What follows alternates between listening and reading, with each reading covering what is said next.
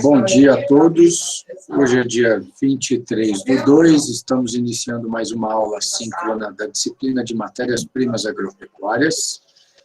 Inicialmente, para iniciar a gravação, solicitei aos presentes autorização para fazê-lo e as respostas foram colocadas aqui no chat ao lado.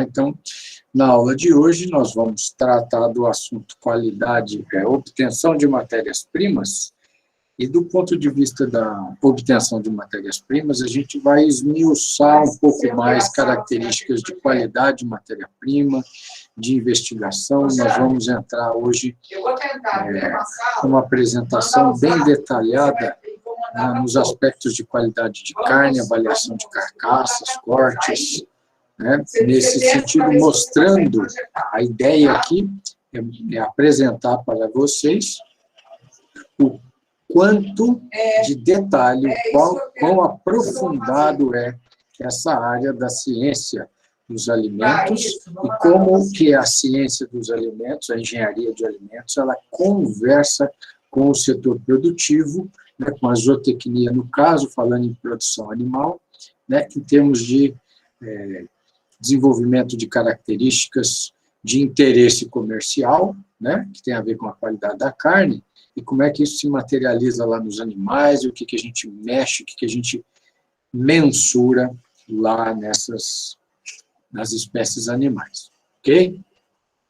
Então, para dar início, eu resolvi colocar esse primeiro slide. Esse slide é bastante curioso, tenho certeza que ninguém aqui nunca ouviu falar disso, Então, eu coloquei lá, o crescimento dos mamíferos apresenta duas fases bem distintas.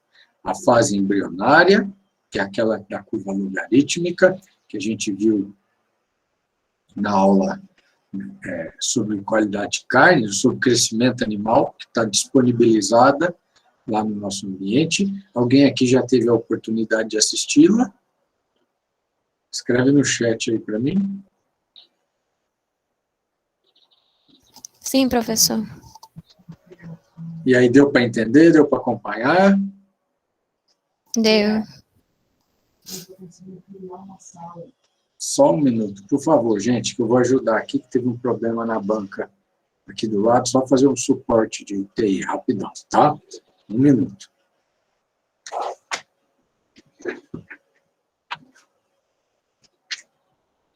O Jones não consegue lavar. Eu estou tentando criar uma sala. Não, eu vou criar pelo outro.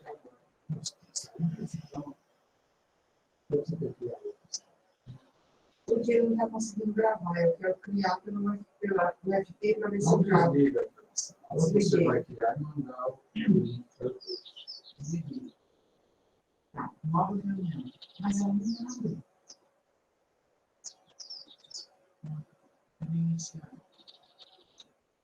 Agora você vai continuar.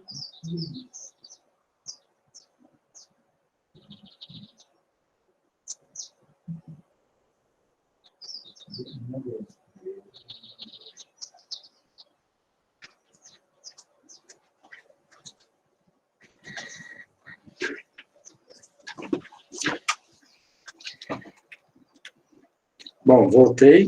Deixa eu ver, estão me ouvindo? Eu não lembro se eu bloqueei o microfone, acho que não, né?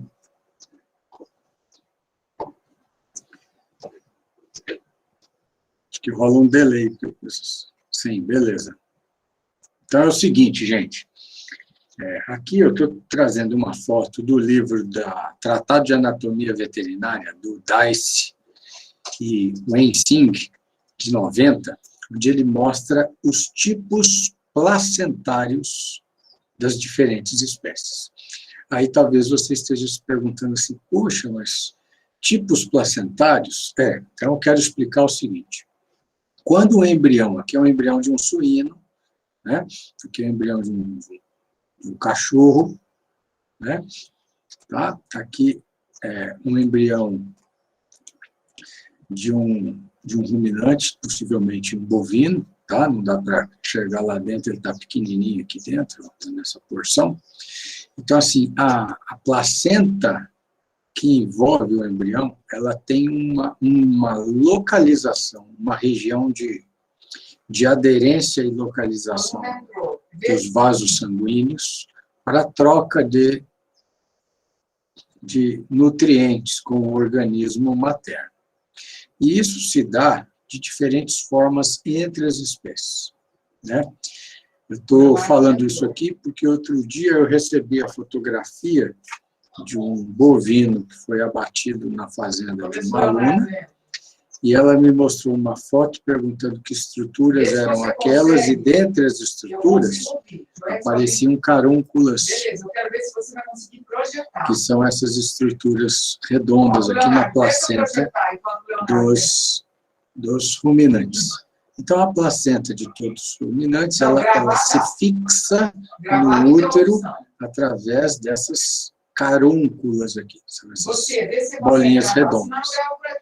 Então, isso significa que no momento do parto, não necessariamente a placenta ela é totalmente expelida na hora, porque ela é muito aderida. Então, é muito comum você ver uma vaca pós-parto com a placenta pendurada e fica uma bolsinha de água lá dentro, fazendo peso. Aí tem os espinhos de porco, que vai lá e fura aquilo lá e esvazia. Aquela bolsinha de água é exatamente para criar um peso e uma tensão, para que essa placenta, essas carúnculas se despreguem lá de dentro. Tá? E se você puxar, você pode arrebentar, e essa carúncula retida lá dentro vai gerar um processo inflamatório, que a gente chama de metrite, tá? Um processo de infecção uterina pós-parto. No caso de éguas, então está aqui, e porca, né, suínos, o tipo é difusa, quer dizer, toda a área placentária ela tem uma aderência uterina. Tá? No caso dos ruminantes, não, tem pontos específicos chamados de carúnculas. Essa aqui é chamada placenta do tipo cotiledonária, né, o tipo placentário. Tá? No caso dos carnívoros, existe uma zona central de aderência, né? Essa é uma placenta do tipo zonária, que faz essa fixação, e o tipo discoide, que seria essa aqui, que tem uma região, como se fosse um cotilédone só, mas é um disco de aderência, que é o tipo dos primatas, morcegos, roedores, e aí o ser humano se enquadra aqui no item D, tá? Na placenta discoide. Então, assim, como a gente está falando de um pouco de biologia, das espécies, de qualidade de carne, eu acho que essa é uma informação importante que você precisa ter, porque se um dia você estiver trabalhando dentro da indústria frigorífica e se deparar com uma placenta de um ruminante e observar essas estruturas, você vai falar, isso aqui o que é? Tá podre, tem alguma doença aqui. Não, isso aqui são as estruturas cotiledonárias da placenta. Ok? Alguém já tinha ouvido falar disso?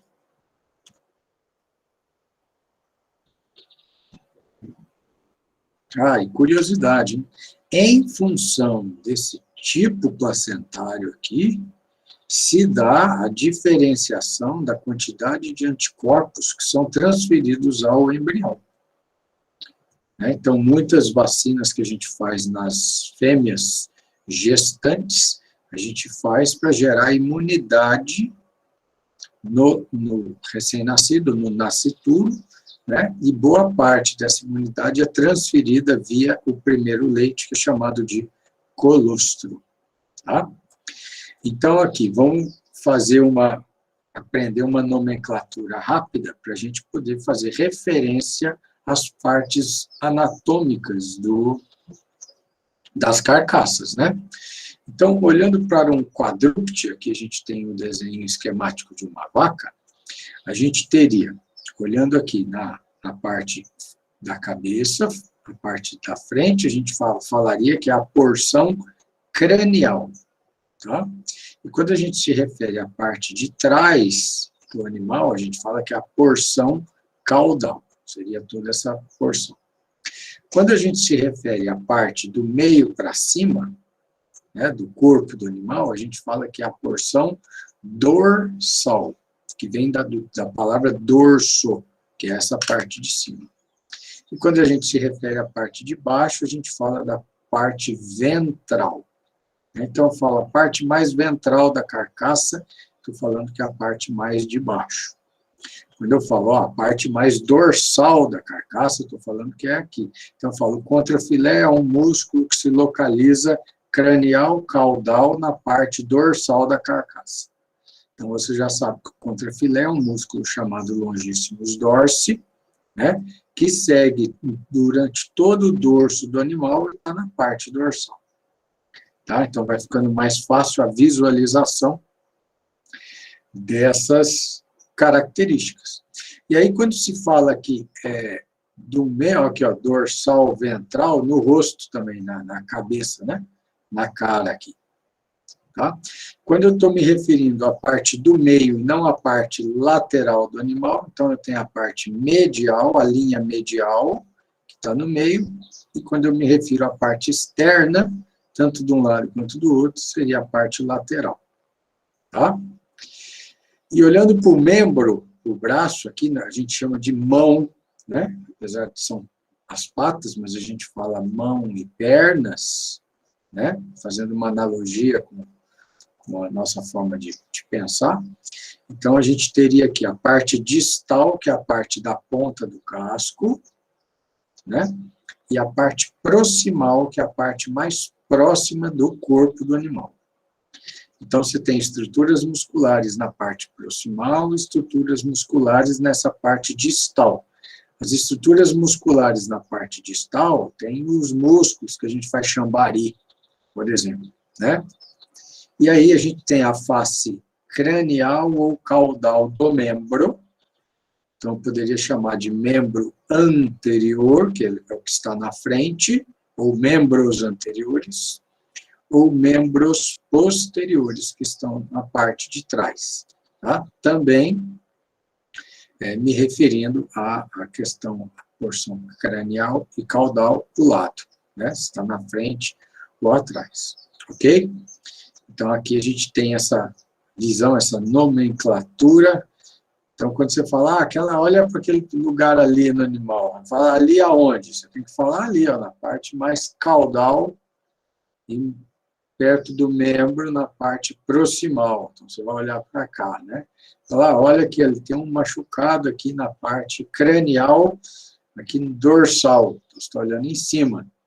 Você fala cranial ventral, você está olhando aqui na barbela, né? Aqui nessa parte de baixo do pescoço. Tá? Então, essa aqui é vamos dizer que é um georreferenciamento aqui das partes anatômicas, das localizações anatômicas do organismo, do corpo animal. Tá? Agora, aqui a gente vai olhar um pouquinho para as estruturas, ou para os ossos, né? O conjunto, a estrutura óssea bovina, porque quando se fala em cortes cárneos, se a gente fala de animais de grande porte, como os bovinos, num primeiro momento, a indústria frigorífica ela separa os membros anteriores e posteriores e faz os cortes aqui na parte central do bovino, que seria do próprio corpo, né? E aí depois os músculos são retirados dessa grande porção.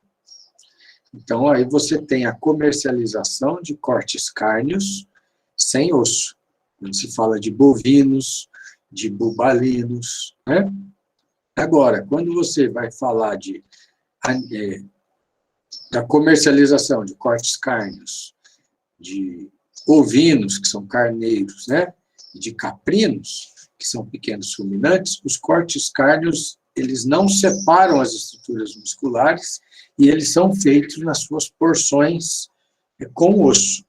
E aí a gente vai ver isso na aula de hoje, né? Então a gente tem aqui, começando da cabeça, a estrutura do crânio, né? Que está inserida, ligada, o pescoço do animal, está inserido e ligado na coluna, né? Toda a estrutura, o sistema nervoso central, ele passa por aqui, ó, né? Por dentro da estrutura óssea, vai até a pontinha da cauda, tá? E aí você tem, na ligação com a parte da costela, aqui com o osso do externo, você tem a ligação com os membros anteriores. E aí, esse osso achatado que você está vendo aqui é chamado de escápula, né? Que seria a nossa asinha aqui nas costas. Quando você põe a mão, né, nas suas costas aqui, palpa, você vai sentir uma parte mais plana, que é a que a gente chama de asa, tá? É o nosso osso escapular aqui. E aí a gente tem aqui os ossos, as estruturas que compõem os ossos do membro anterior, né? E aí você tem dos dois membros, direito e esquerdo, né? Aí você tem a costela, e aqui, acompanhando toda essa estrutura, tem aquele músculo mais famoso, que é o contrafilé, que ele começa aqui na frente, vem até aqui atrás. Nessa porção posterior, onde você tem o osso da bacia, que é esse aqui, com isquio e íleo, aí você tem o fêmur, né? Aqui você vai ter as porções musculares mais nobres, né? Onde você vai tirar o catra, picanha, né? Essas estruturas musculares estarão aqui, tá? E aí, novamente, a estrutura dos membros posteriores. A musculatura que se insere nessa parte distal da perna, ou na parte distal dos membros anteriores, elas formam o que a gente chama de músculo, que a gente faz de panela de pressão, que a gente faz o chambari, aqui no Tocantins, que o pessoal gosta muito.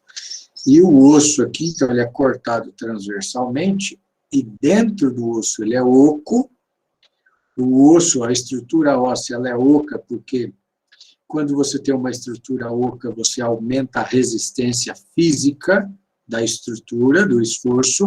Todo o esforço ele é distribuído no perímetro ósseo. Se ele fosse maciço, ele se quebraria mais fácil. E no interior desse osso existe um conjunto de tecidos que tem a capacidade de síntese de células sanguíneas, que a gente chama de tutano. Tá? Então, ele é cozido lá no chambari e fica muito gostoso aquela parte central do osso. Alguém aqui gosta do tutano?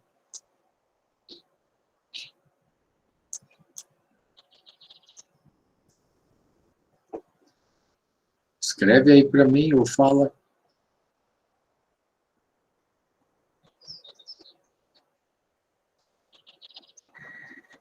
É uma proteína de excelente qualidade, tá? Então, no próximo encontro seu com chambari, procura o tutano lá. Então, vamos lá. 1 e 2, ó. 1 e 2, aqui, ligamento da nuca, né? Então, funículo da nuca, lâmina da nuca. Então, o pessoal que vai estudar anatomia animal lá tem que ficar decorando esses nomes e depois vai para a prova, tipo mercadinho. Você chega lá numa carcaça, tem as bandeirinhas espetadas, você tem que falar o nome dos lugares, né? Depois o ligamento supraespinhal, então é esse ligamento superior aqui, né? Atlas, o 4. Então, Atlas é esse ossinho que liga a cabeça ao pescoço. Última vértebra cervical, a C7. Então, C de cervical. Cadê ela aqui? Não dá para ver ela aqui. 5, a 7 deve estar escondida aqui. Ah, não, C7. Cervical, ela vai estar aqui, ó.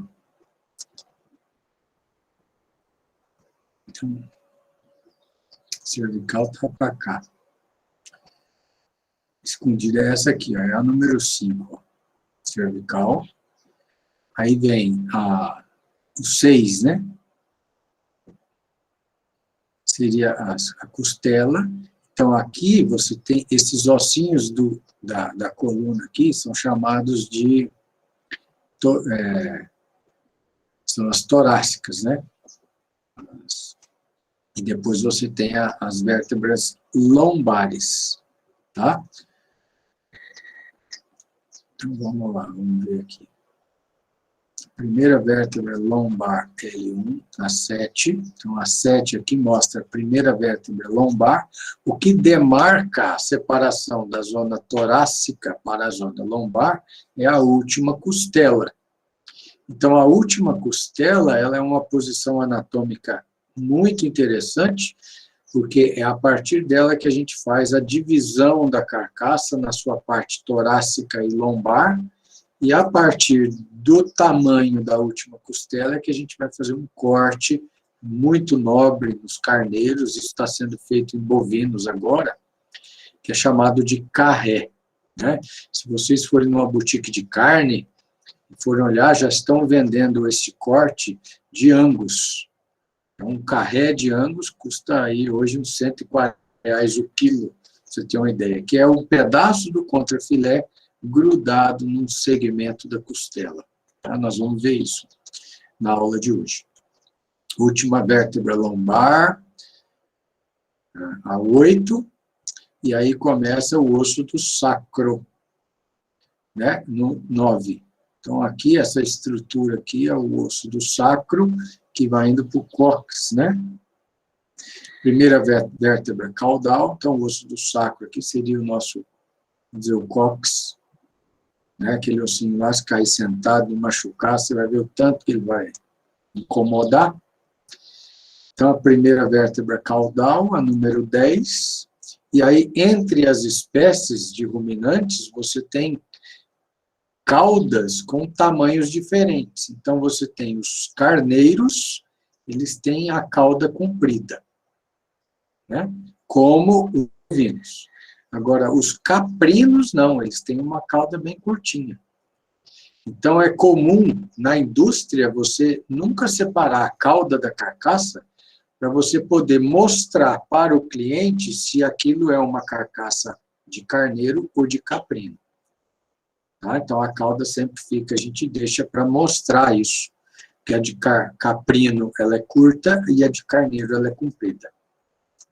Espinha da escápula, o número 11, que é essa parte central aqui do osso, ele é achatado e tem uma saliência no meio, né? Como se fosse uma quilha de um barco. Tá? O 14, o olécrano, que é essa parte do cotovelo, né, do membro anterior, né? Tuber coxal. Cadê o 15? Aqui. Tuber coxal, que seria essa ponta aqui da inserção da bacia. Tuber isquiático, 16. Né? Então, aqui a gente tem o ilho, essa parte de cá, e aqui o isquio, essa parte de cá do osso da bacia. Ok? O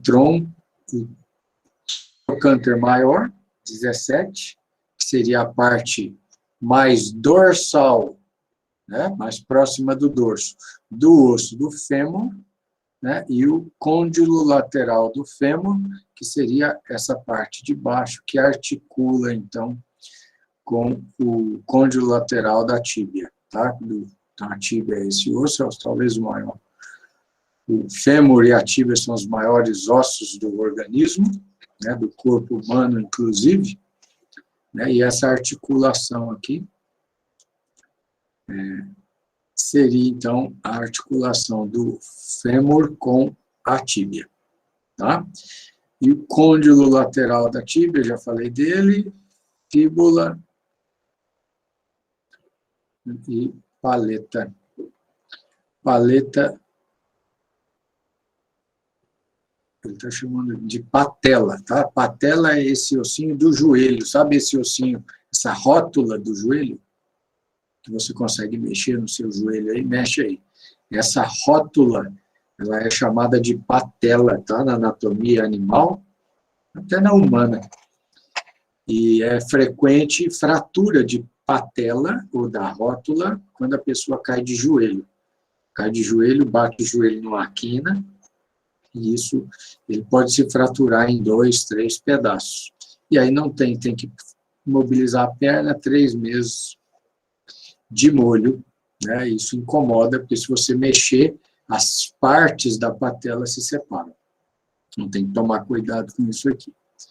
Tá? Então, a gente tem aqui uma visão da estrutura óssea de um bovino. Depois a gente vai ver a parte muscular. Aqui já tem a estrutura óssea de um caprino.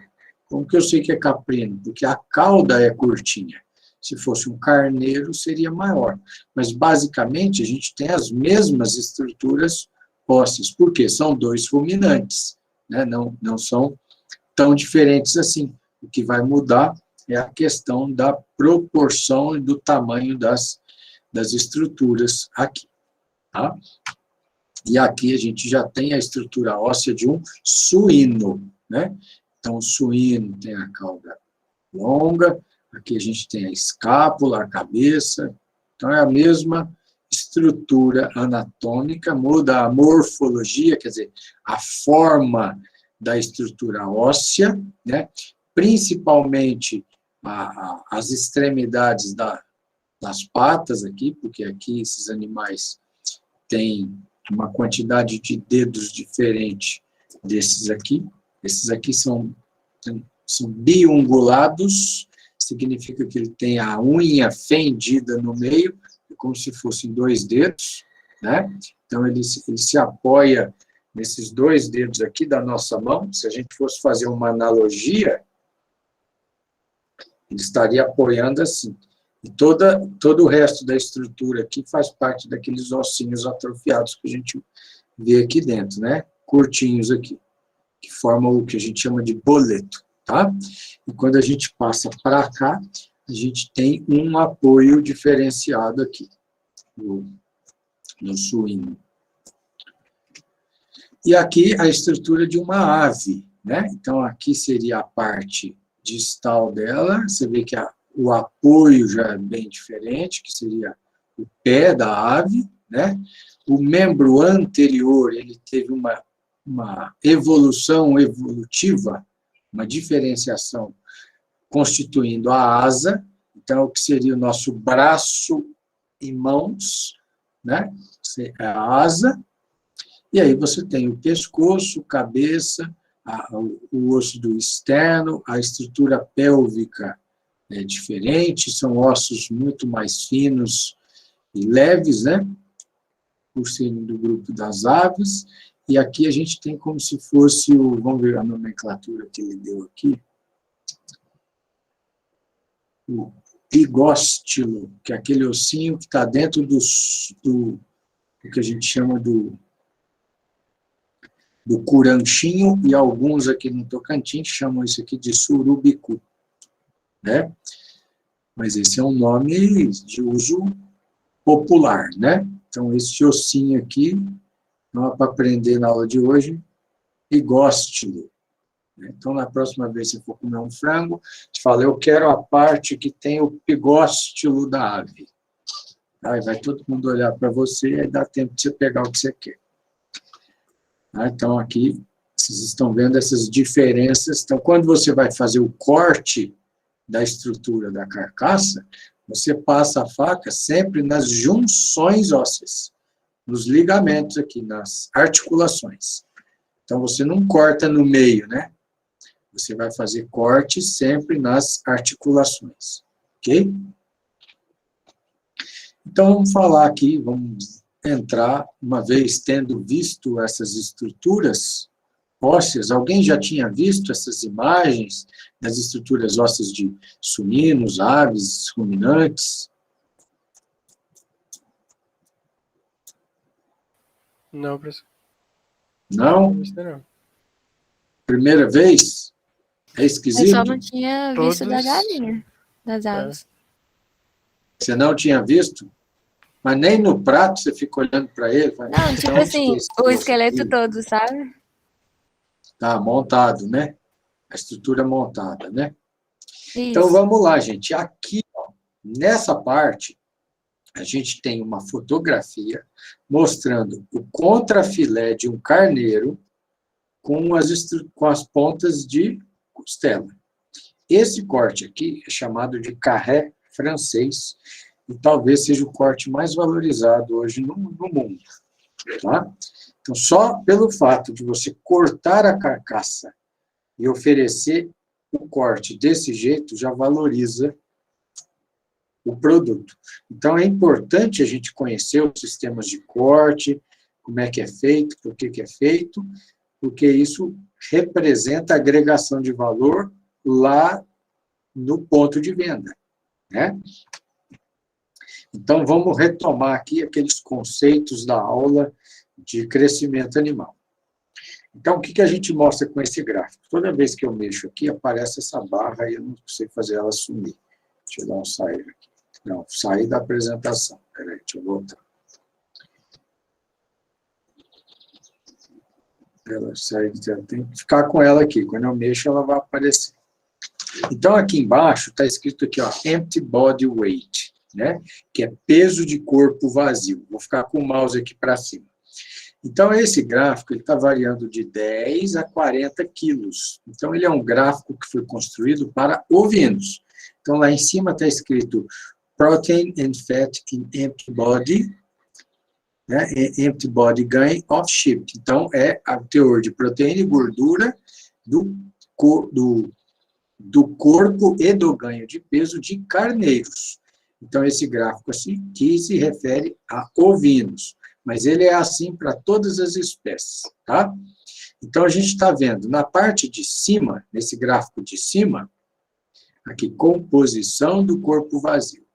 Então, à medida em que o animal cresce, que ele aumenta de peso, o teor de proteína corporal, ele tende a ficar constante, ele tem uma ligeira queda, então ele sai aí de 16% e vai para 15%, mais ou menos, tá? Mas o teor de gordura corporal, ele sobe. E aqui as linhas diferentes significam a raça merino, que é uma raça de carneiro, raças não merino fêmeas, não merino castrados e não merino machos. Então, ele fez um gráfico para cada tipo. Quer dizer, então, se você tem um animal que é inteiro, macho com testículo, que produz testosterona, e um macho castrado, eles vão ter diferenças na deposição de gordura, por isso que tem curvas diferentes. Porque quanto mais testosterona, menos gordura, e quanto menos testosterona, mais gordura, que é o efeito hormonal sobre a composição corporal, né? Mas o que a gente precisa entender é que o teor de gordura varia bastante na vida do animal, na verdade, o que varia é gordura e água, e o teor de proteína varia menos, tá? Em termos proporcionais. Ele é mais constante. Isso aqui é se você pegar e moer a carcaça do bicho inteiro, é no corpo do animal. Agora, a gente pode fazer o estudo de como que se dá essa variação naquela parte do organismo que cresce, quer dizer, no ganho. Então, não estou avaliando a carcaça como um todo, eu estou avaliando só o acúmulo de peso. Então, você vai falar, bom, entre 20 e 30 quilos, a variação me deu quanto de proteína? Também ela é muito constante, mas o aumento da proporção de gordura se dá com uma inclinação muito maior. Significa que a taxa de deposição de gordura, ela é expressiva com a idade, né? Ela vai aumentando com a idade. Tá? Então, quando a gordura aumenta, o teor de água do corpo diminui. É por isso que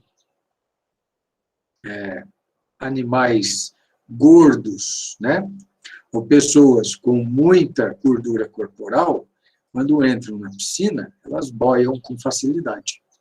Porque a densidade corporal é menor. Gordura é mais leve do que a água. E o magrelão, quando pula na piscina, ele afunda, não consegue boiar, porque ele quase não tem gordura corporal, então ele tem uma densidade maior, afunda. E aí, quando você vai para o mar, para a praia, você vai boiar na água salgada, você consegue. Você fala, eu não consigo boiar na piscina, mas eu consigo boiar no mar, porque lá tem sal, e por ter sal na água do mar, a densidade da água é maior, então o empuxo é maior, consegue te dar sustentabilidade, te dar flutuação, né? Então, a água, então essa condição de gordura aqui, a gente tem a impressão de falar que lá é muito grandão, pesadão, vai afundar, é o contrário, né? É o magrelão que vai afundar. Tá? Então, pensar nisso. Agora, esta deposição de gordura, à medida em que o animal avança na idade, no peso, ela só vai acontecer se você tiver uma densidade ou uma quantidade de energia suficiente na dieta. Se o animal viver ou crescer num ambiente nutricionalmente limitado, aí essa deposição de gordura vai ser comprometida. Tá? Todos entenderam o gráfico aqui? Sim. Então, a gente vem aqui para essa primeira tabela, onde a gente tem lá as vantagens da carne de caprino e ovino. Aí está aqui a composição para cada 100 gramas da carne assada. Tá? Então, vamos olhar aqui. Depois eu vou comentar por que ele está falando vantagens aqui. Tá? Então, se a gente pegar aqui o caprino é um animal muito mais magro. O corpo, ele é um animal que normalmente ele é magrinho. Você vê as pontas de osso, pensa numa cabrita, né, naquela branquinha que dá leite. Você vê um animal magro, né, tem uma glândula mamária grande, e aí você tem lá, teor em calorias, essa caloria está escrito com C maiúsculo, mas poderia estar escrito quilocalorias, tá? Então, essa é a grande caloria. Ajeitar aqui.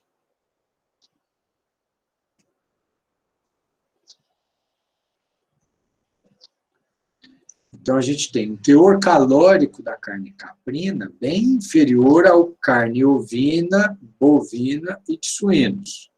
Né? Quando a gente olha aqui a carne de frango, ela também tem um teor calórico baixo. Mas aqui a gente está falando da carne.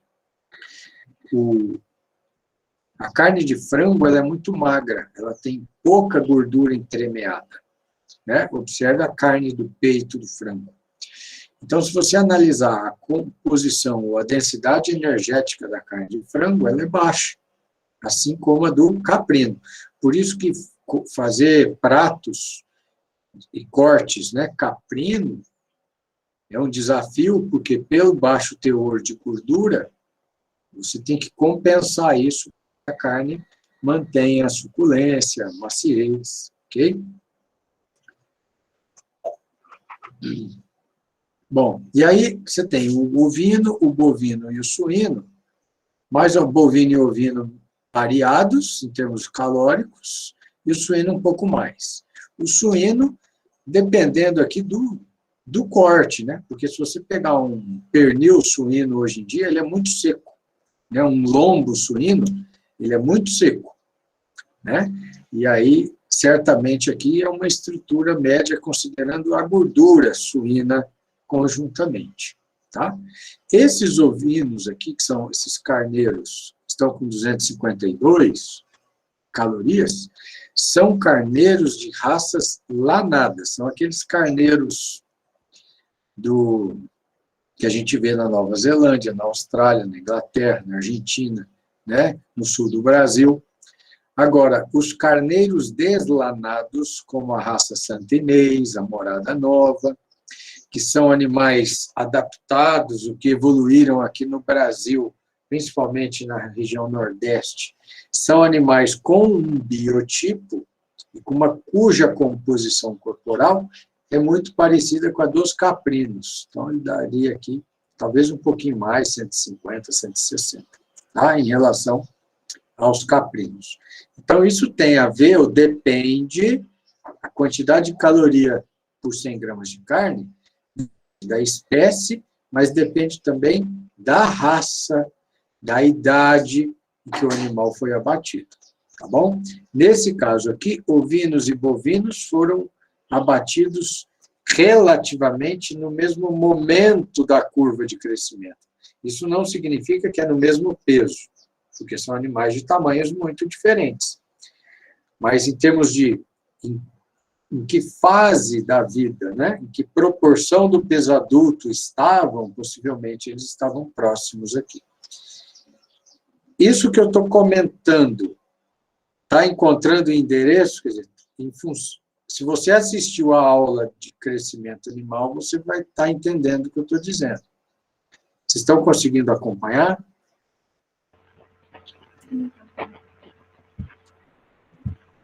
Pode escrever aí, que aí eu olho para o chat do celular aqui e vejo. Eu sim, professor. Então tá. Então aqui a gente continua separando lá a quantidade de gordura e a quantidade de gordura saturada, né? Vamos olhar para essas duas. A quantidade de gordura na carcaça, aqui ó, no corte, em 100 gramas, 2,76 gramas, é 2,76%, né? Gordura saturada baixa, enquanto que ovinos e bovinos, dos 17%, tem 7% de gordura saturada. O suíno já tem 25 e 9. Então, veja bem, a gordura suína, ela proporcionalmente, aqui, em relação à gordura total, ela tem muito menos gordura saturada, né? Porque em relação à gordura total, não em relação a 100 gramas de carne, tá? E o frango tem pouca gordura, isso se considerar que aqui não está sendo considerada a pele. Tá? Se você considerar a pele do frango, é gordura quase que total, né? É uma membrana fosfolipídica, né? É um tipo de ácido graxo que a gente tem ali. Tá? Então, agora olhando para o teor de proteína, é muito variado, né? Então, como fonte proteica, qualquer uma serve, né? O que você precisa dosificar depois e ponderar é a quantidade de gordura que você está ingerindo na sua dieta como um todo.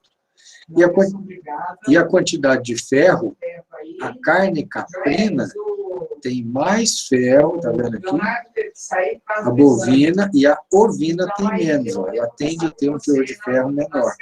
Então, a carne caprina é muito mais vermelha do que a carne de ovinos, que tende a coloração rósea. Tá?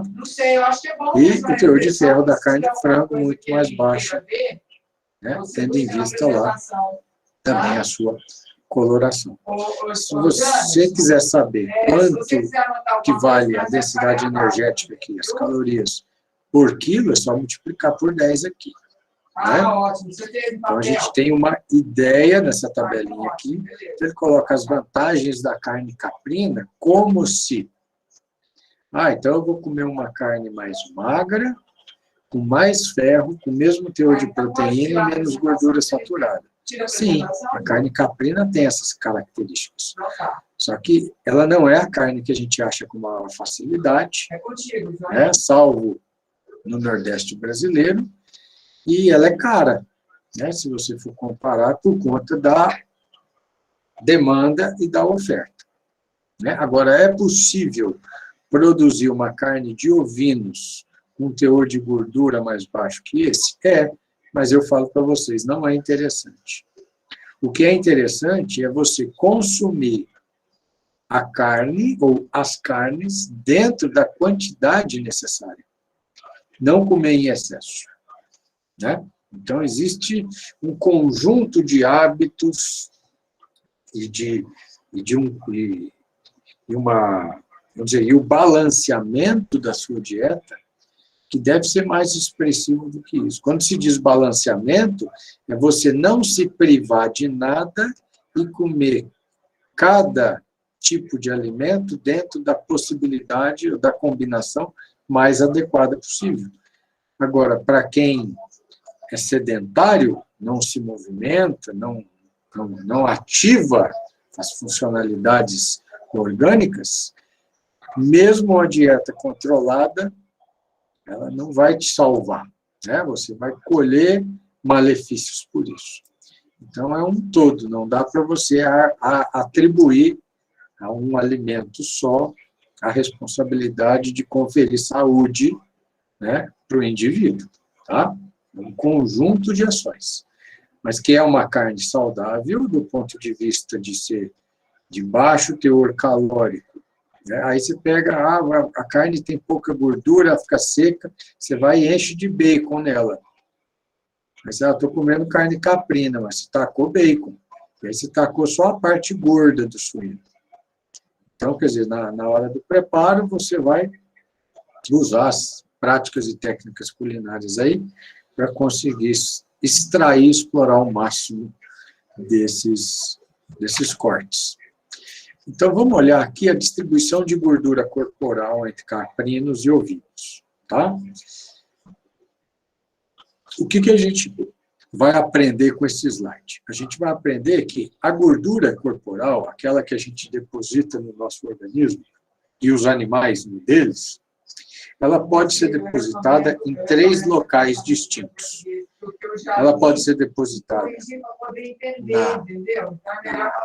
na parte abdominal, que seria a gordura visceral, o que está dentro da carcaça. Ela pode ser depositada na entremeada à musculatura, né? E ela também, outra zona de deposição é a subcutânea, ou embaixo da pele humana ou do couro dos animais, tá?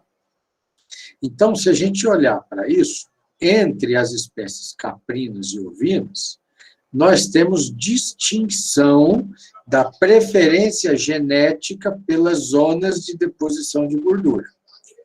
Então, quer dizer que caprinos têm uma predominância genética em desviar a sua rota de deposição de gordura para a gordura abdominal, enquanto que ovinos lanados têm uma preferência de desviar a rota de deposição de gordura a uma gordura subcutânea, tá? Então, em termos proporcionais, os caprinos depositam mais a gordura abdominal. Significa dizer que se você pegar um cabrito, né, e colocar ele num confinamento, der bastante ração para ele crescer bastante, crescer rápido, você fala, eu quero engordar esse cabrito. Ele não vai ficar gordinho, ele não vai ter aquele aspecto do bicho com gordura subcutânea, porque a maior parte da gordura que ele vai produzir vai ser depositada no abdômen, né, em volta das vísceras. Nós vamos... Fica que quando esse caprino aqui ele for para o frigorífico vai abater, vai tirar todas as vísceras, abrir a barrigada e tirar tudo, e com isso tudo vai sair essa gordura toda. Então, você gastou, mas não ganhou. Ou seja, isso foi retirado no processo do abate. E isso acontece com animais zebuínos, que eu já falei para vocês, o que são os zebuínos, né? Então, os animais de cupim, o Nelore, né? O gir, os animais tropicais, eles têm uma tendência ao maior acúmulo de gordura abdominal do que as raças bovinas taurinas, que têm um maior acúmulo de gordura subcutânea ou intramuscular. Das raças, de todas as raças bovinas, a que mais tem gordura intramuscular é o Angus, é o Aberdeen Angus, que é aquele que a gente escuta muito falar, que tem até no McDonald's, tem lá o Mac Angus, né? Mas se aquele hambúrguer é de Angus mesmo, não vai à discussão, porque uma vez que virou hambúrguer, você pode fazer um hambúrguer parecido com a proporção músculo-gordura de um Angus, comprando carne no açougue. Eu mesmo faço isso. Faço muito hambúrguer em casa, mas eu vou lá, compro a carne, compro o bacon, boto na proporção 20%, né? Vou dar a receita aqui, um spoiler, né? Então, você compra lá 2 quilos de carne, pega 400 gramas de bacon, manda moer e misturar. Você pode botar até uma calabresa, se gostar. Mistura tudo. Aí você pega, faz as bolinhas de carne, e aí depois você só dá uma achatada nela e faz na grelha, ou faz na chapa. Fica fantástico. Né? Então, você pode fazer isso com músculo, você pode fazer isso com alcatra, com qualquer carne magra, você consegue. Então, o hambúrguer em si é uma técnica de processamento que torna uma carne magra, sem sabor, sem suculência, num produto harmonizado. Né? Então, é por isso que ele foi inventado, porque ele é uma forma de aproveitamento daquilo que não está dentro do seu padrão ideal de consumo, da forma como está, não é que está ruim. Né? Então, a gente tem que entender que existem zonas de deposição de gordura, e cada tipo, dentro de cada espécie animal, as diferentes raças, elas vão ter as suas prioridades de deposição. Né? Então, eu produzi carneiro durante 12 anos. Nesses 12 anos, eu utilizava 3 raças no cruzamento. Uma raça materna, que tinha genética para gordura abdominal, uma raça paterna, que tinha genética para gordura intramuscular, que é a Texel, e uma terceira raça paterna, que tinha genética para gordura subcutânea, que era a Dorper, da África do Sul. Então, é uma da África do Sul, uma da ilha de Texel, lá no Reino Unido, e a outra de gordura abdominal, aqui brasileira, que veio lá de Lagarto, Sergipe. Né? Então, você fazendo a combinação genética desses animais, o que a gente queria? A gente queria fazer um animal geneticamente apto a distribuir a sua gordura de forma uniforme em todo o organismo, para que você tivesse em todos os cortes uma proporção adequada de músculo e gordura que conferisse maciez e suculência, e foi assim que eu comecei a aula gravada lá. Né? Aliás, ninguém comentou comigo se vocês gostaram da foto inicial da aula, daquela aula de crescimento.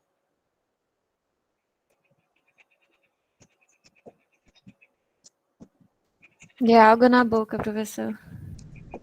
Viu, né? Aquela aula é boa para ver antes do almoço, não é? Aquela lá é boa. Então, entenderam aqui?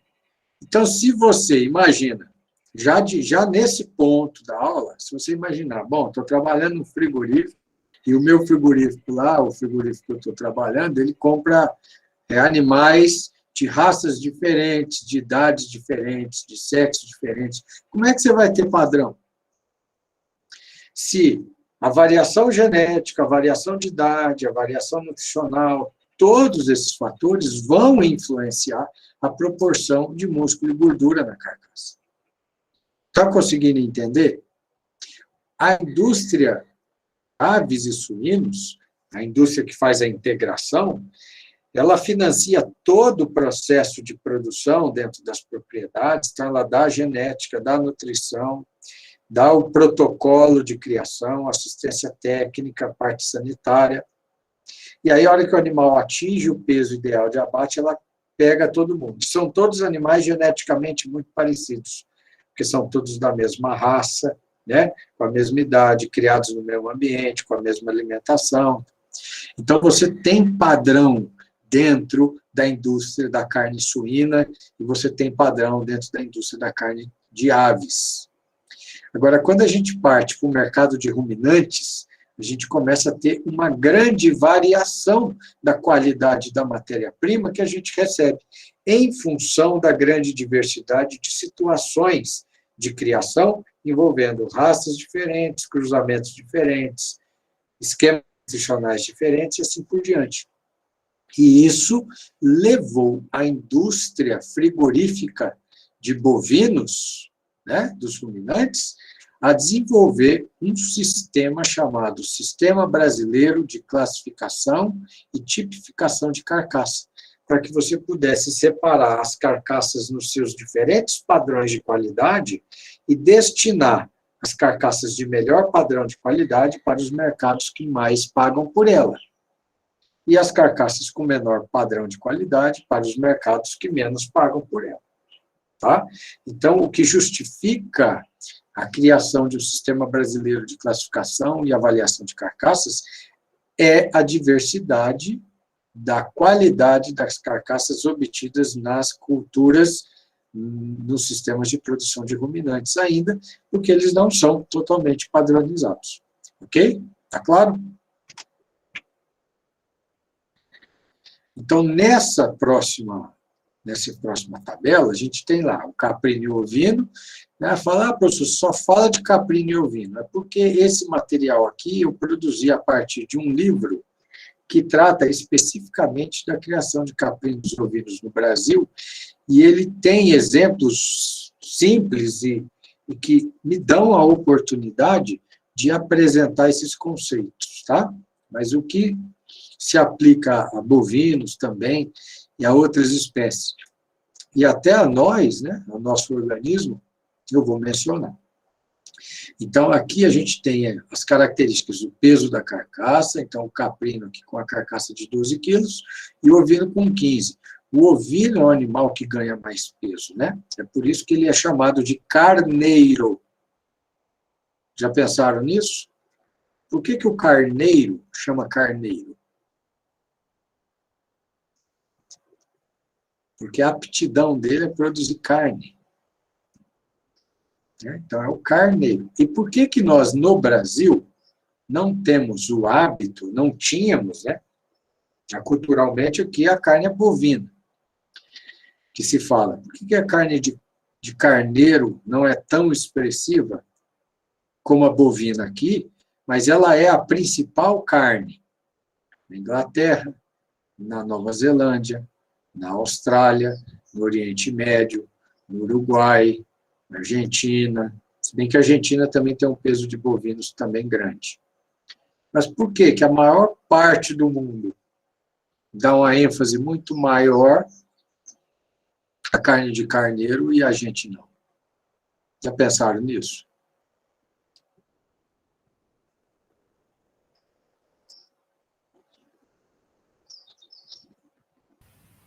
Não tem muito, né, professor? Vocês pensaram nisso já ou não? Nunca prestaram atenção? Já sim. Então é o seguinte, olha só. Todos os países que foram colônia espanhola ou inglesa dão ênfase à carne de carneiro. Os países que foram colônias de Portugal, não. Por quê? Porque no início da Revolução Industrial, quando a matéria-prima têxtil mais importante no mundo era a lã, quem dominava esse mercado e tinha a indústria têxtil desenvolvida era a Inglaterra.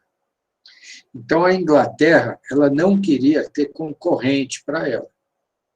Então, para não invadir Portugal, a marinha inglesa ela era forte, ela tinha condição. Foi quando, lembra que a família real portuguesa fugiu para o Brasil numa determinada época?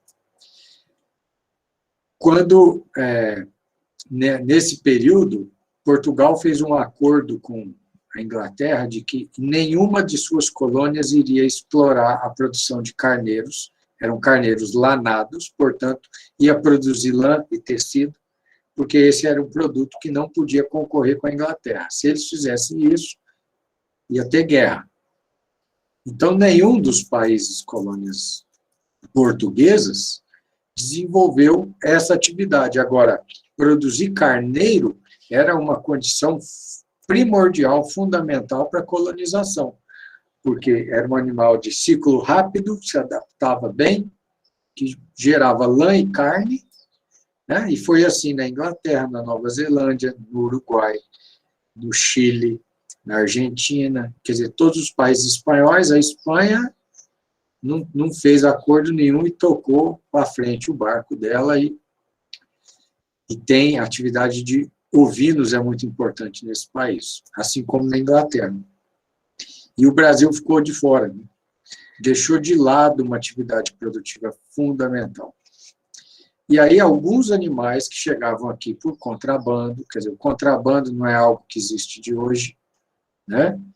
É um negócio que vem de muito tempo. Vocês já ouviram falar de um lugar aqui no Brasil chamado Porto de Galinhas?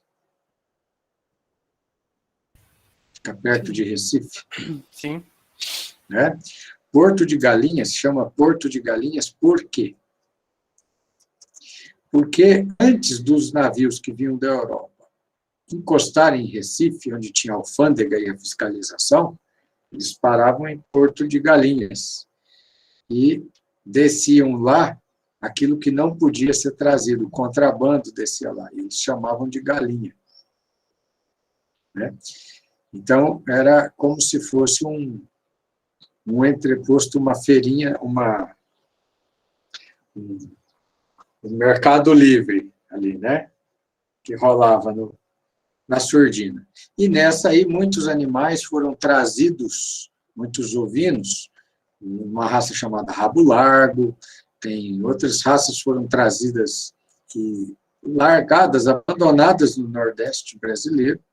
Essas raças foram cruzando e se adaptando e geraram as raças adaptadas ao semiárido, ao clima seco, tropical da nossa região, que é a raça Santa Inês, que é uma ovelha, normalmente vocês veem foto delas, é uma ovelha preta sem lã, né, de pelo. Mas essa ovelha, os ovinos, ele tem na pele dele, ele tem 2 tipos de folículo. Um é piloso e o outro é lanífero.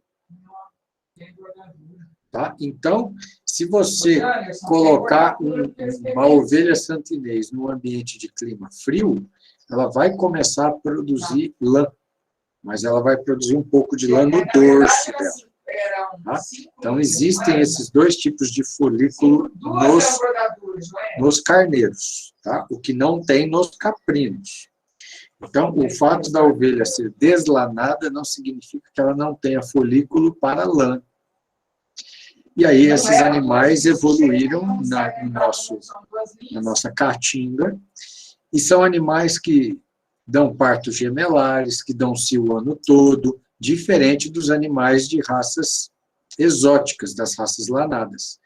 Então, é comum aqui no Brasil a gente observar rebanhos sendo produzidos a partir de ovelhas santinês, porque elas têm uma adaptação ao clima, dão cio o ano todo, e aí você usa as raças lanadas exóticas para fazer o cruzamento e melhorar a qualidade da carne, né? Porque ela tem uma carne muito mais magra, como a caprina, ok? Então, em quais dimensões se discute qualidade de carne? Então, a gente poderia falar de qualidade de carne do ponto de vista de composição química, né? A gente pode falar de qualidade de carne do ponto de vista de estrutura morfológica, quer dizer, de formato, proporção, músculo, osso, né? Então, dependendo do corte cárneo que você faz de um animal, ele tem uma aptidão para forno, tem uma aptidão para panela, ou tem uma aptidão para ser desossado. Porque, dependendo da proporção músculo e osso, né, ou músculo-gordura, você vai escolher as aptidões que vai ter ali. Então, tem a ver com a própria morfologia, com a porção do organismo animal que você está considerando. Você pode discutir qualidade do ponto de vista de propriedades bioquímicas, já falando aí da composição de ácidos graxos, quanto é saturado, quanto não é, do tipo de proteína, né? Do ponto de vista da contaminação microbiana, então se discute qualidade de carne do ponto de vista sanitário, aqui, né? Se discute qualidade de carne do ponto de vista de propriedades sensoriais. Essa aqui é muito importante, porque é o que de fato vai vender o produto. O produto tem preço se ele tem uma propriedade sensorial notória, né? Muito satisfatória. E isso depende da proporção músculo-gordura. A gente pode discutir também em relação a valor nutritivo. Então, uma coisa é falar, ó, a carne caprina tem pouca gordura, e se falar, mas eu prefiro comer um carré francês, que é o corte de um carneiro gordo, terminado em confinamento, que é muito mais suculento, né? E aí falar, mas do ponto de vista de valor nutritivo, bom, tem mais energia aqui. Você fala, mas tem mais gordura saturada ali. Fala, bom, mas a minha dieta é balanceada. Né? Então, você pode discutir sobre esse aspecto, você pode discutir qualidade de carne sobre propriedades tecnológicas, ou seja, quais são os processamentos industriais que a gente pode fazer com cada tipo de carne, né, de músculo, de espécie, e as propriedades culinárias da carne. Então, veja bem, discutir qualidade de carne é um assunto muito amplo. Nessa disciplina de matérias-primas agropecuárias, eu preciso continuamente apontar para vocês os parâmetros de qualidade, mas principalmente mostrar as diferenças genéticas de ambiente, de produção, nutrição, e como que isso impacta lá, modificando a qualidade dos produtos cárneos, né? A parte da tecnologia de carnes, você vai estudar lá com o professor Pedro Mujica. E aí ele vai falar dessas características todas aqui. Ok? Então, vamos passar aqui a reconhecer a divisão da carcaça, né? E depois a gente vai entrar no outro slide. Talvez não dê tempo para ver tudo, que não der tempo para ver tudo, eu gravo, subo lá para o nosso ambiente virtual. Tá? Então, a gente tem aqui uma carcaça, uma meia carcaça ovina, né? Ela está desenhada aqui nos dois quadrinhos, e aqui tem um sistema que foi desenvolvido pelo Osório, que é professor lá na Universidade Federal de Santa Maria, e a gente tem aqui o sistema do Departamento de Zootecnia da UFLA, que foi desenvolvido pelo professor Juan Ramon Pérez. Então, vamos ver, as partes. Aqui é o sistema gaúcho, né? Então, você tem um corte que separa a coluna lombar da pelve e a perna tudo junto. Isso aqui eles estão chamando de quarto, né? Aí a gente tem o corte que separa a paleta e o braço anterior, né, que é aqueles músculos do braço anterior e o músculo da paleta, que a gente vai chamar de paleta. Você tem a separação lá na última vértebra cervical, separando o pescoço. E aí fica o quê? Sobra essa parte do meio aqui, que vai envolver a parte da costela e do lombo, onde toda essa peça aqui, ela é uma peça única, chamada de costilhar. Então, lá eles fazem aquele fogo de chão, aquele carneiro, aquele churrasco das partes do carneiro inteiro, então eles fazem esses grandes, o que a gente chama de macrocortes, né? Aí veio para Minas Gerais, aí o sistema da UFLA, objetivando agregar valor de mercado e colocar esses cortes cárneos para a dona de casa, né, para nós, consumidores. Então, você tem que imaginar que um corte cárneo ele tem que caber na assadeira e caber no forno do seu consumidor. Senão, complica. Né? Então, você pegou o quarto e dividiu lá naquele osso, na primeira estrutura óssea da perna, você separou a parte que tem o músculo do pernil, né? E aí você vai ficar só com o fêmur aqui, você tirou a tíbia aqui, né? Você fica com o fêmur e a bacia aqui, formando o que a gente vai chamar de pernil, né? Aqui o pernil e aqui o músculo da perna. A paleta, ela foi separada na parte distal do braço anterior, que também é músculo. Então, esse corte, músculo, com esse aqui, forma o que a gente faria o nosso chambari, né? E aí a gente deixa a paleta tendida de forma separada. Esse músculo aqui, então, ele é mais nobre do que o de baixo, com as aptidões culinárias e tal. O pescoço continua sendo separado da mesma forma, a paleta foi subdividida e o quarto também foi subdividido. Aí você tem um corte, você vem aqui na última costela, e aí você vem e faz esse corte da última costela. Vamos fazer o seguinte, deixa eu ver como é que eu vou explicar isso aqui. Você faz um corte da última costela, depois eu mostro como é que faz isso. Então, ele vem e dividiu aqui, ó, e passou uma linha embaixo da musculatura do lombo, chegou na última costela, acompanhou reto, né? Então, vai ficar com essa porção ventral, que vai ter uma parte com osso e uma parte sem osso. Isso aqui é chamado de costela fralda. Fralda é essa parte de pele, de tecido conjuntivo, de uma carne gorda que tem aqui, chamada de vazio ou flanco, a gente chama de fraldinha, que vai estar aqui. E aqui vai estar a costela. Então, a gente vai chamar de costela fralda. E a parte de cima é dividida em duas partes. Essa aqui que não tem costela, que é chamada de lombo, que é onde você faz o tibone, que é aquele corte do osso com forma de T ou em forma de L, se você dividir a carcaça no meio. E aqui na frente você vai ter a parte do contrafilé com aquele ossinho grudado nele, que é o que a gente chama de carré francês. Então, você tem muito mais opções de corte e opções de corte que tem aptidão para forno ou para churrasqueira num sistema de um módulo menor, né? Isso foi desenvolvido na UFO aqui. Então, vamos olhar aqui para os cortes. O corte pescoço, né? Então, você está vendo aqui que ele tem uma parte de gordura, tem bastante tecido conjuntivo, então ele é um corte de terceira categoria, região anatômica pescoço, da base óssea da quinta à sexta primeiras vértebras cervicais, né?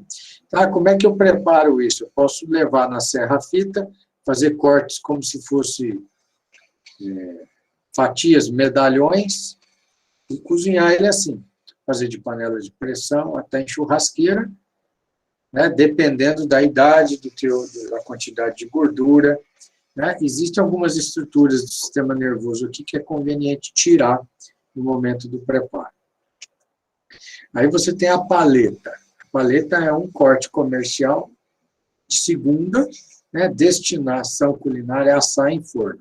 A paleta, cá para nós, ela é de segunda porque ela tem uma proporção osso-músculo grande. Só que se você desossar a paleta, a proporção músculo-gordura dela é ideal. É um dos melhores cortes que tem para assar. Tá? Fica excelente. Eu já fiz de todas as formas que você imaginar, eu já testei cortes de carneiro. Já fiz a paleta inteira desossada, já fiz ela em cubinho, espetinho, já fiz na laranja, de tudo que é jeito. E a paleta é show de bola. Tá? Um dos cortes que eu mais aprecio aqui. Aí você tem lá o braço anterior, que também é um corte de segunda. Essa classificação de primeira, segunda, se dá em função da quantidade de osso e músculo. Quando tem muito osso, você perde, vamos dizer, é a parte que você não come, né? Então você vai desclassificando um pouco o corte. Né? O destino culinário forno ou chambari, né? Você pode fazer o corte para chambari ou desossar e fazer um músculo de panela. É uma opção. Aí aqui você tem o dianteiro fatiado. Aqui é a paleta, tá? Essa aqui ficou escura na foto, né? Então aqui você tem a paleta fatiada. E aí você pode fazer ela aqui na grelha, né? Dessa forma aqui. Aqui a gente tem o costilhar ou carré francês. O costilhar é aquele corte gaúcho que é toda a porção sem separar. O carré já é o corte da coluna que tem as vértebras da costela. Nessa foto de cima, as vértebras da costela, elas estão com carne.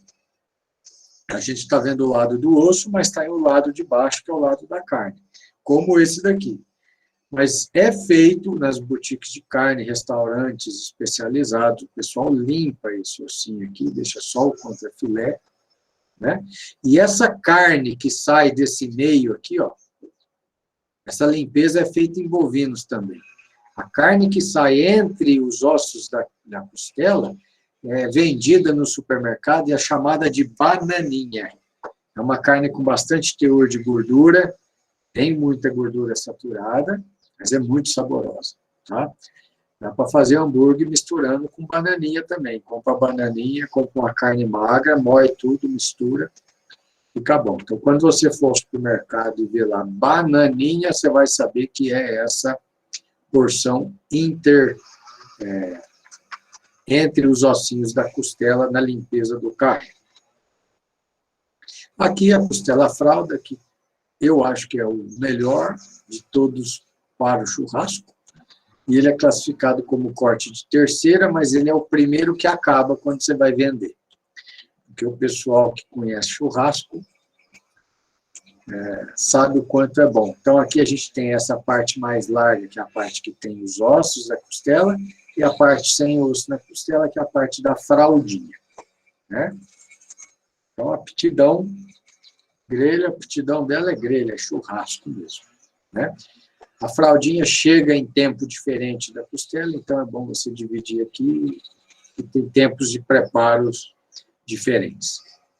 E aí a perna está dividida a parte distal, que tem o músculo, que seria o chambari, e aqui seria o pernil, né? O pernil tem duas estruturas ósseas aqui dentro, grande, você pode desossar o pernil, mas a proporção músculo-gordura do pernil é menor. Quer dizer, você tem mais músculo e menos gordura no pernil do que na paleta. Então, a paleta, ela promove, ou ela tem em si uma característica sensorial mais agradável do que o próprio pernil. Então, o pessoal valoriza muito o pernil, porque tem muito músculo, muita carne, mas a paleta ganha dele, ainda em muitas situações. Então, aqui, nesse slide, a gente encerra essa primeira sequência, 10 e 23. Alguém quer fazer alguma pergunta desses cortes? Alguém já comeu carne de ovino? Nunca comeu? Já comi, é muito boa. Já viu a venda em Palmas? Não. Não? Então, acho que já dá para a gente começar a entender um pouquinho, né? Quando se fala em qualidade de carne, que o negócio vai mais longe, né? Então, agora eu vou passar por uma sequência de slides, tá? Então, é o seguinte, gente, esta apresentação, ela foi feita numa disciplina de carnes e processamento de carcaças ovinas, e ela vai abordar muitos aspectos que não são objeto diretamente aqui do nosso conteúdo, né?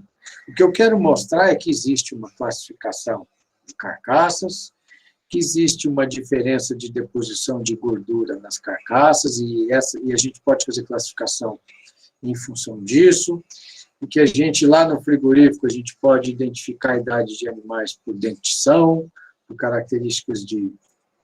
por outras características também, nós vamos ver aqui, e propriamente o conceito do que é carcaça, né, do ponto de vista técnico. Então, são esses aspectos que nós vamos passar rapidamente aqui. Então, há alguns slides eu vou pular, mas depois eu deixo todos eles disponíveis aqui para vocês lerem com mais calma lá no ambiente virtual, tá? Então, aqui, como ele é uma sequência de slides que trata de ovinos, né? Então, estou começando falando dele. Os ovinos são responsáveis por grande parte da produção pecuária, desempenhando papel produtivo nas diferentes regiões do mundo, né? Transformando o quê? Plantas forrageiras inacessíveis à alimentação humana em proteína animal de alto valor biológico, tá? Então, tem aqui a questão da falta do hábito consumidor, que a gente já comentou alguma coisa aqui. E aí, carcaça. O que seria a carcaça, então? A carcaça ela é o corpo do animal abatido, sangrado, depois da retirada da pele e vísceras, sem cabeça e sem as porções distais das extremidades das patas, traseiras e dianteiras. Então, o que sobrou, quer dizer, você tirou a cabeça, tirou a pele, tirou as vísceras, tirou as extremidades distais, né, tirou sangue, e aí você tem o que resulta dali é a carcaça. E é esta carcaça que vai para a balança, e é em cima dela que o frigorífico pesa e paga pelo bovino que ele compra.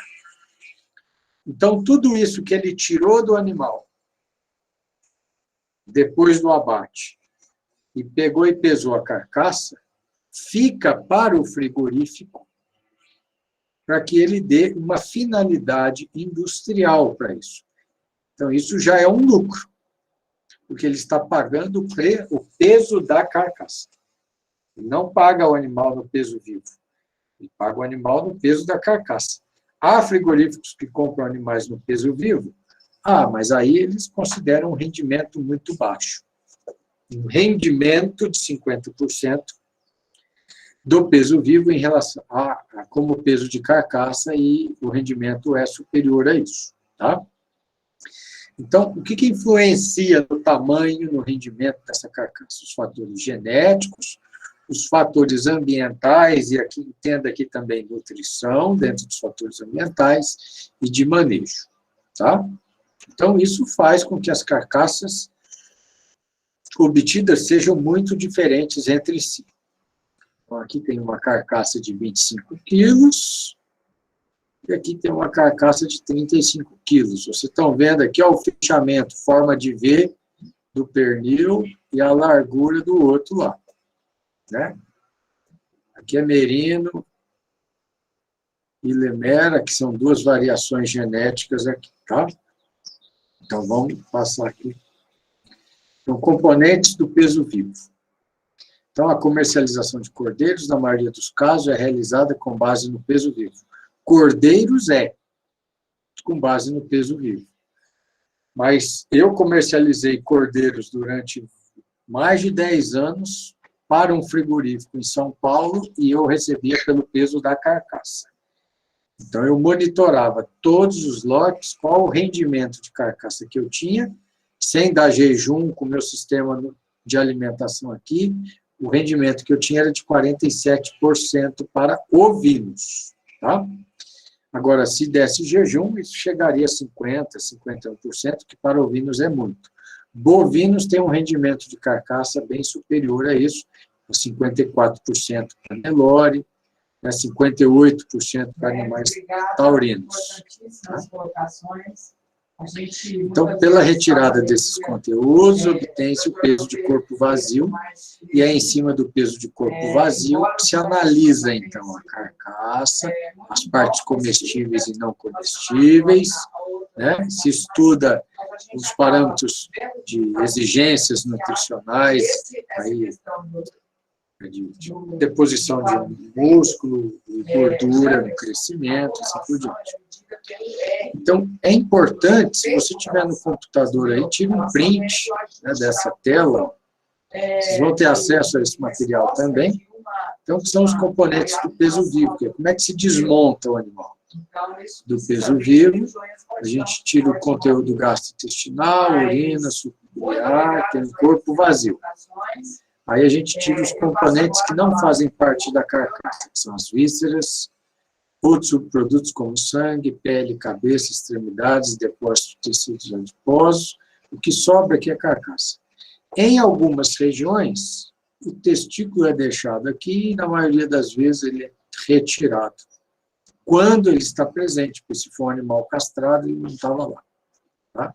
Então, aqui a gente tem o diagrama de decomposição da carcaça, do animal vivo até chegar na carcaça. E é em cima da carcaça que a indústria frigorífica remunera o produtor rural. Então, o que interessa? produzir um animal que tenha a maior proporção de carcaça em relação aos demais componentes, porque a gente não recebe por eles, né? Agora, por seleção genética, né, por sistemas de criação, a gente vai tentando ajustar vai tentando aglutinar, né, uma genética que favoreça a deposição, a maior proporção de carcaça no animal vivo. Então, esses componentes não carcaça, que o frigorífico usa, a gente chama de quinto quarto. Só para vocês terem uma ideia, aqui na região de São Paulo, tem indústrias frigoríficas, tem um frigorífico de ovinos, que eles compram um animal e o que eles mais querem e o que mais agrega valor para eles é exatamente esse quinto quarto, as vísceras internas, pulmão, fígado, rins, para fazer o que eles chamam de como é que era o nome que eles davam para isso? Eles vão fazer aquele caldão, tipo um engrossado, uma sopa e sarapatel também, na frente dos canteiros de obra em São Paulo. E é assim, abriu 6 da manhã, chegou o pessoal para o trabalho pesado. Eles vão nessas cantinas. Se não tiver o tal do sarapatel, o caldinho, o engrossado dos miúdos de carneiro, de ovino, a obra não rende. Então, as empresas ficam doidas financiando, tentando encontrar frigoríficos que consigam atender essa demanda de mercado para o negócio andar. Então, ovelhas velhas, de descarte, que você fala, esses animais não têm valor. Para esse tipo de indústria tem, porque elas têm muito rendimento desse quinto quarto, né? Então, a gente consegue agregar valor aí, né? Então, aqui a gente tem uma tabela mostrando uma variação do peso de abate, e em relação ao peso de abate, qual que é o peso da carcaça quente, né? Aqui tem o peso de corpo vazio, são parâmetros que são mensurados, investigados nos trabalhos zootécnicos para desenvolvimento de raças, de cruzamentos e dos méritos zootécnicos aqui.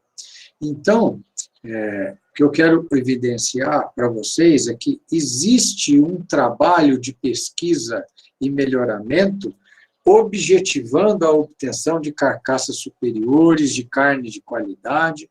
Agora, todo esse processo, ele depende da capacidade que o produtor tem de financiar, né? Isso vai depender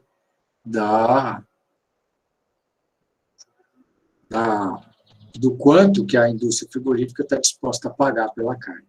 Alguém levantou a mão aí, né? Que acho que avisou aqui no celular. Pode falar. Ou foi por engano? Eu queria ver o que acontecia quando mexe na mãozinha.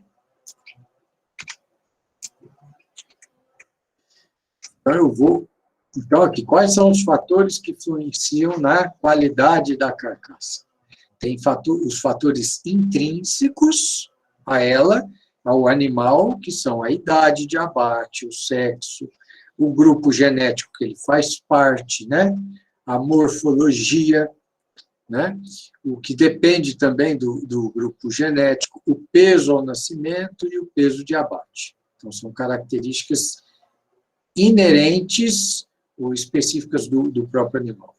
E os fatores extrínsecos, que vêm de fora, é a alimentação, o manejo, a forma de organizar a vida, né, de mexer com esses animais. A fidelidade das pastagens seria a qualidade delas, né, a realização de jejum prévio ao abate influencia. É lógico, você faz jejum, o animal defeca, esvazia conteúdo digestivo, aí você pesa. Aí depois você tem o peso da carcaça, você vai ter um rendimento maior porque ele estava mais leve, né? Como você se pesar de manhã, logo ao acordar, sem comer nada, e depois se pesar à tarde, depois do almoço. Você vai estar mais pesado, não porque você está mais gordo, é porque você tem mais peso dentro de você. Né? E fatores relacionados com a própria carcaça, como o peso, o comprimento, a compacidade, que é o índice de músculo, a quantidade de músculos por centímetro de carcaça, né? A conformação e o acabamento. Conformação é a proporção músculo-gordura e acabamento a quantidade de gordura, ou grau de gordura. Então, esses fatores vão influenciar. Então, rendimentos de carcaça, aqui ele vai falar de... São dados de pesquisa, eu quero avançar para uns slides que tem fotos. Tá?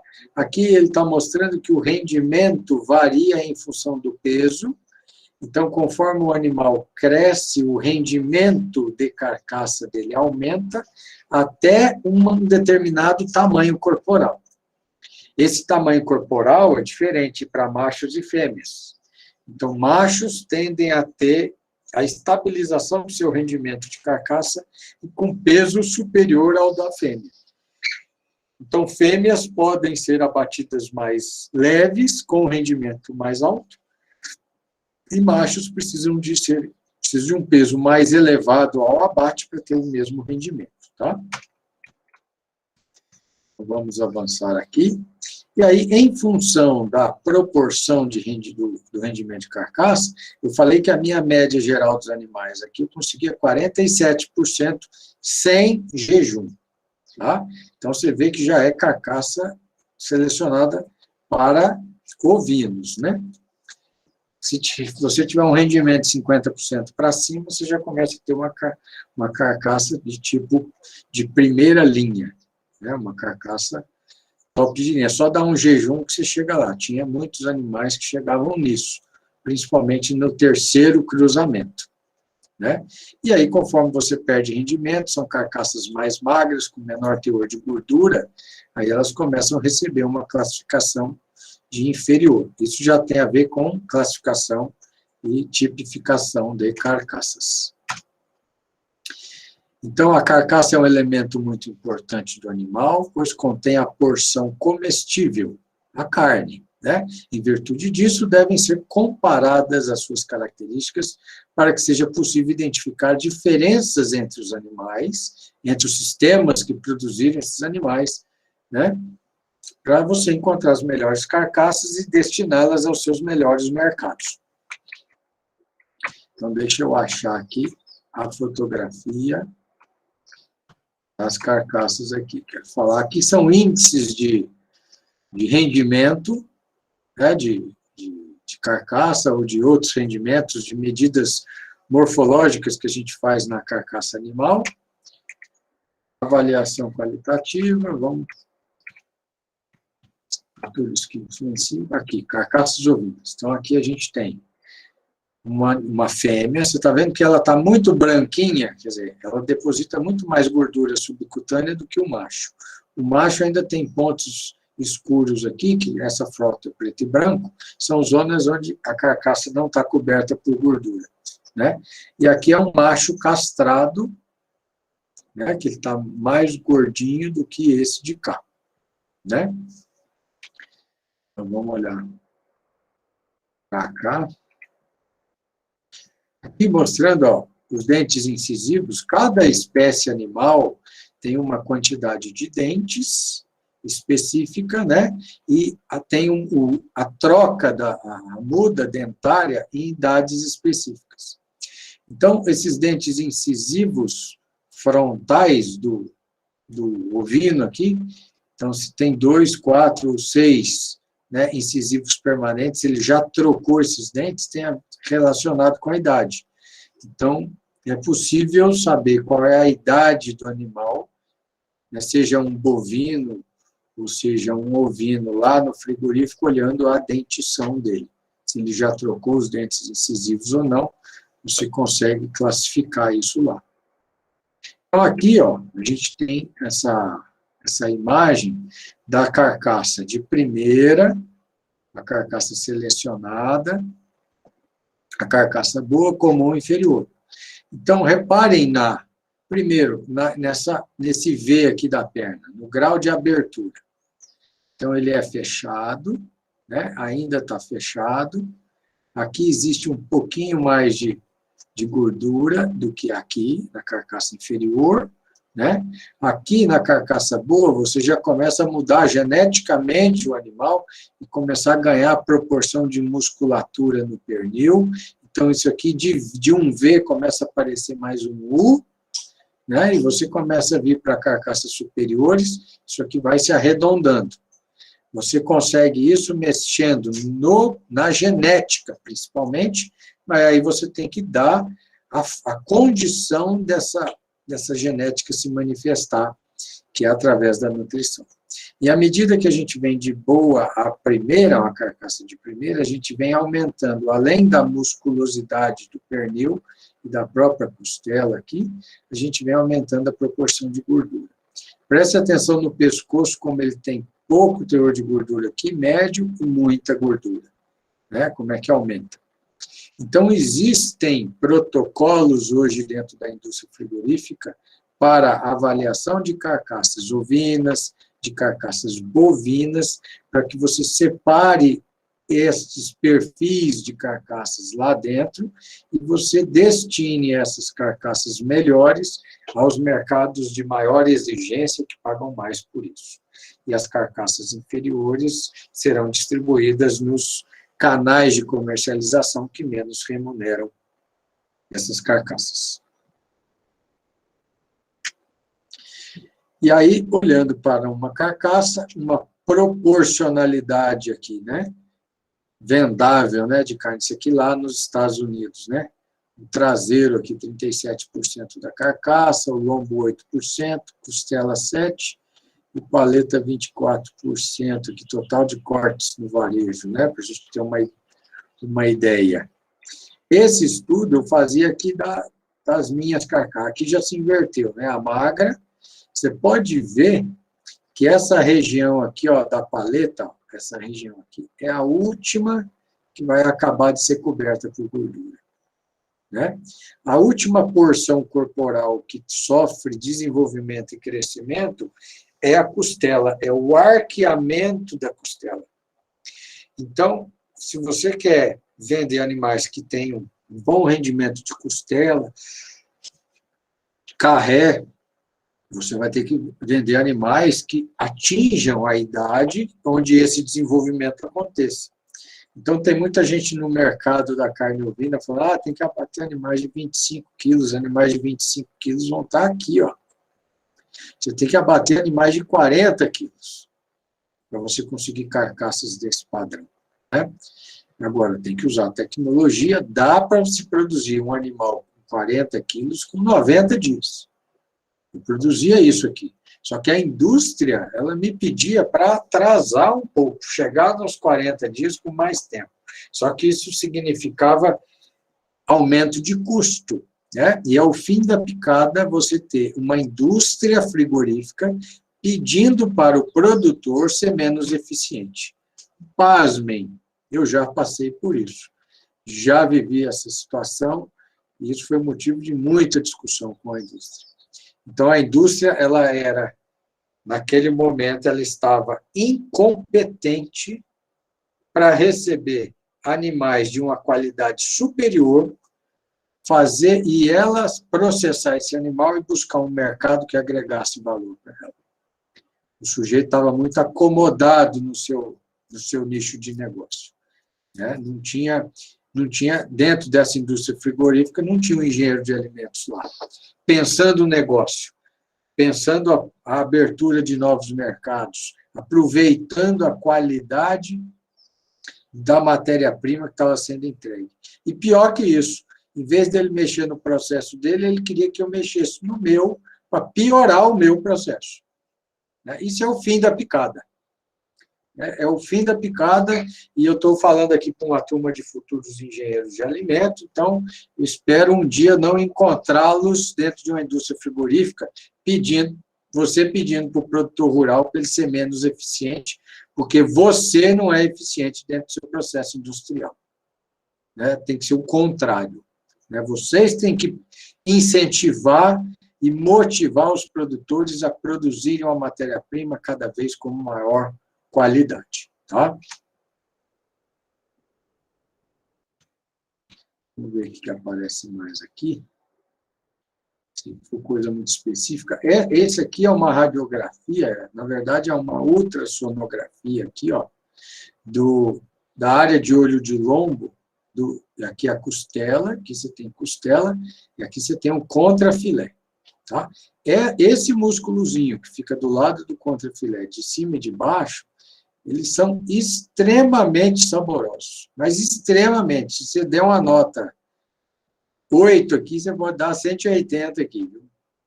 Porque, então, são cortes. Então, aqui, por que eu estou mostrando isso? Porque hoje, o processo de aprimoramento genético dos animais, a gente está fazendo uma avaliação com ultrassonografia da área desse contrafilé e medindo qual é a capacidade genética que aquele animal tem de transmitir para os seus filhos essa característica de ter um contrafilé maior, né, com mais gordura. Existe um parâmetro, quando se compra sêmen, que a gente chama de DEP, né, que é a diferença esperada da progênie, dos filhos. Então, se você é produtor de leite, você vai querer comprar sêmen de um touro que transmite característica leiteira. Então, você vai olhar a DEP para a característica de leite. Se você está produzindo carne, você quer uma DEP para aumento dessas musculaturas, ou você quer uma DEP para aumento da quantidade de gordura no músculo. Por exemplo, a gordura entremeada. Eu vou mostrar aqui para vocês. Então, esse aqui são padrões, o que é escuro é carne, o que é branco é gordura. Então, quanto mais branquinho tem aqui, mais gordura você tem. Então, é o que a gente chama de marmoreio, um aspecto da gordura marmorizada, né? E isso também está sendo medido hoje, do ponto de vista zootécnico, qual é a capacidade que o animal tem de transferir essa característica de alocar gordura na forma de gordura intramuscular na sua progênie, né? Aqui, gente, para vocês verem aqui, quando eu falei da gordura abdominal, ó, aqui são os 2 rins, né? Olha a quantidade de gordura perirrenal, em volta do rim e inguinal aqui. Essa gordura, ela é toda retirada na limpeza no frigorífico. Então, se você pega um animal que geneticamente ele tem a aptidão de fazer gordura, de depositar gordura abdominal, e você começa a incrementar nutricionalmente a dieta dele para ele aumentar o ganho de peso, você vai entrar numa faixa de deposição de gordura nessa abdominal que você vai perder dinheiro. Então, cada grupo genético tem um ritmo de crescimento ideal. E é por isso que você precisa de um profissional como zootecnista dentro das propriedades para que ele oriente a taxa de ganho de peso que cada grupo genético precisa ter. Agora, eu não posso ficar dentro da fazenda, eu tenho que mandar os animais para o abate, ir lá verificar as carcaças, ver se o grau de deposição de gordura está dentro da normalidade ou se eu estou perdendo dinheiro para calibrar. Então, por isso que todos os lotes que a gente mandava para o abate, a gente ia fazendo isso para fazer o ajuste fino. E a indústria também, ela avaliando as carcaças, ela vai dizer para a fazenda, olha, eu preciso de animais com mais musculatura, eu preciso de animais com mais gordura entremeada, eu preciso de animais com mais gordura subcutânea. E você tem que pedir, mas para que a gente incorpore essas modificações dentro da propriedade, a gente tem que investir em genética, em manejo, em nutrição, isso custa. Então, como é que a indústria viabiliza isso? Ela começa a pagar uma diferença, um prêmio a mais, como a indústria frigorífica já faz, para animais que têm uma carcaça de qualidade superior. Hoje já são pagos no mercado 20% a mais no valor da carcaça por animais que atingem uma classificação de carcaça superior. Aqui mostrando também imagens, né, de toda a costela, da coluna, né, da parte do vazio, né, mostrando que aqui tem muito mais gordura que média que nada, né, que você pode fazer, que essa classificação de carcaças interfere. E aqui seriam os sistemas lá usados para classificação, que não é o objeto, a nomenclatura que a gente usaria não é o objeto dessa aula. Então, deixa eu ver se tem mais alguma coisa aqui. Uma portaria ministerial aqui, de número 307, de 26 de dezembro de 90, né? Que trata da tipificação de carcaças ovinas. Vocês também vão estudar lá na disciplina do Pedro, em qualidade de carne, e pode investigar aí no Google qual é a portaria que está vigente hoje na classificação de bovinos. Ok? Então, aqui as nomenclaturas, falando da classificação das carcaças. Então, vamos ver algumas fotos aqui, né? Então, aqui o quarto, costela, paleta, pescoço, né? O espinhaço, do espinhaço, dividindo aqui, a gente consegue tirar os cortes de tibone e carré, só que o carré eu preciso descer com ele aqui, contornar, deixar uma parte das costelas, né? Então, aqui a gente tem um corte, então, um subcorte do espinhaço fatiado, né? E, novamente cortado. Aqui está os dois lados, a carcaça não foi dividida no meio, então tem um contrafilé aqui, e uma capa de gordura. Se você dividir ele no meio, esse pedaço aqui é o carré, tá? Aqui você tem um pernil, ó, bastante musculoso, né, dividido em bistecas. É bom falar disso antes do almoço, né?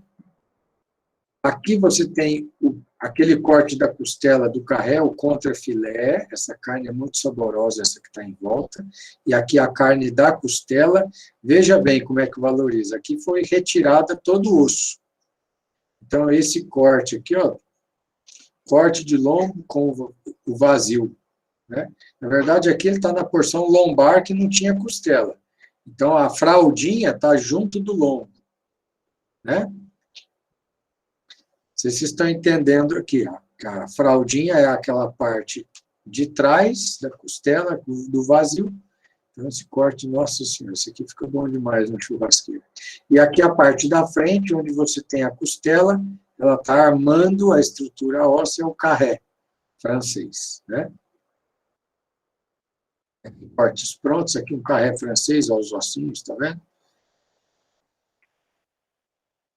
Ver se passa por alguns aqui, só sistemas de cortes, a gente já falou. Então, está aqui os sistemas comerciais, né?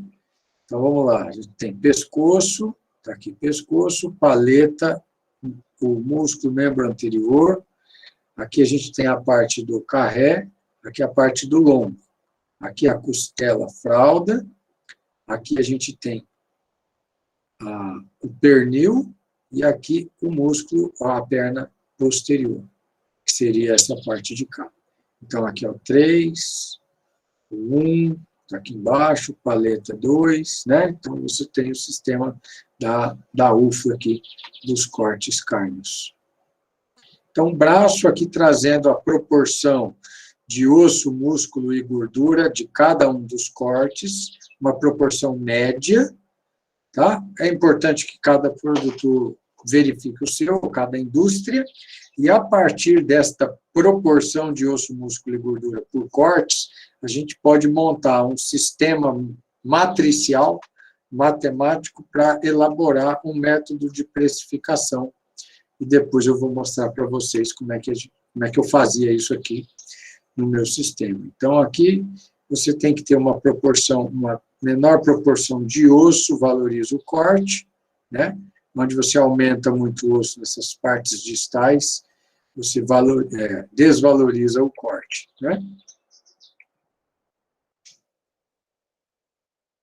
Vamos ter uma foto. Aqui já é o sistema francês, né, onde a carcaça é trabalhada de uma forma inteira, né? Esses sistemas de cortes, a gente não vê aqui no Brasil, esses sistemas de cortes franceses aqui.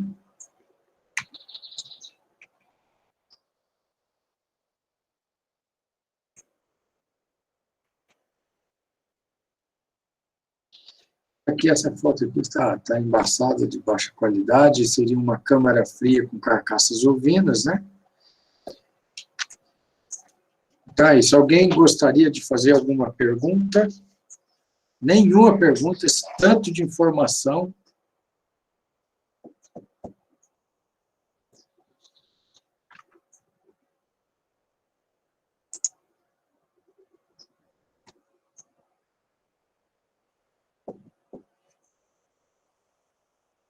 Esperando o feedback de vocês. Foi novidade, não foi? Já tinham visto alguma coisa assim no curso? Já tinha visto sobre ovino só.